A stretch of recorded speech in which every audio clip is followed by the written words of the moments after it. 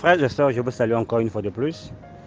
Euh, D'après ma connaissance que j'ai et d'après ce que Dieu me révèle, être reconnaissant envers Dieu, ce n'est pas seulement en parole seulement. Dieu t'a donné du travail.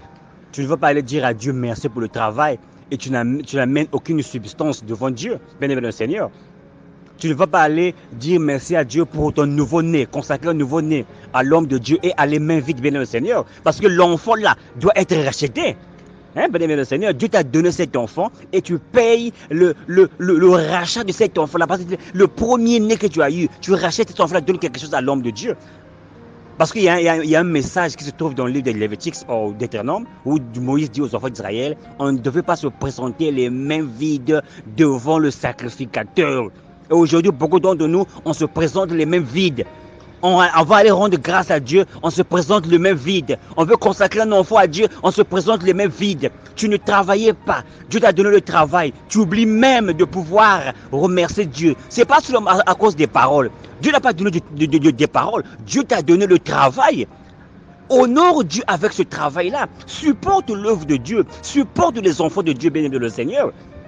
Hein? Tu ne te mariais pas, Dieu t'a donné un mariage. Offre quelque chose à Dieu. Regardez une personne que Jésus a guéri de la Bible et Jésus lui dit que va présenter au sacrificateur l'offrande que Moïse vous a prescrit pour remercier Dieu pour t'avoir guéri, bien-aimé dans le Seigneur. Être reconnaissant envers Dieu. Faire les actions de grâce envers Dieu. Ce n'est pas seulement des paroles, bien-aimé le Seigneur. Ce n'est pas seulement en parole, bien le Seigneur. Dieu ne t'a pas seulement donné la parole, Dieu t'a donné des bénédictions.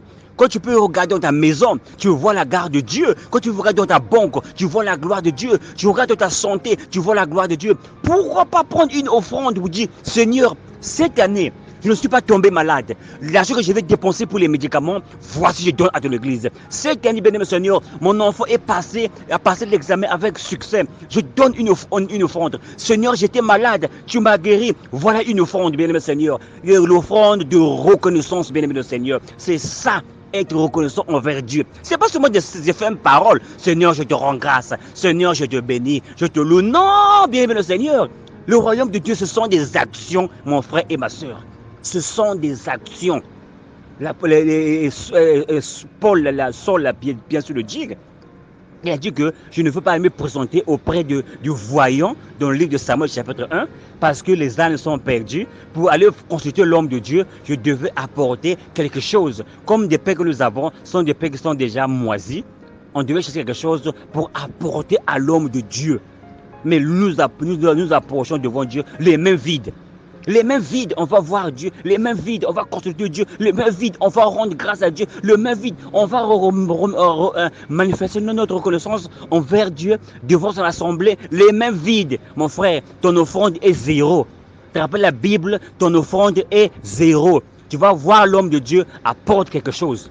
Une bouteille de champagne, apporte une veste, apporte un cabri, apporte un mouton, apporte quelque chose pour toucher le don de Dieu, bien-aimé Seigneur.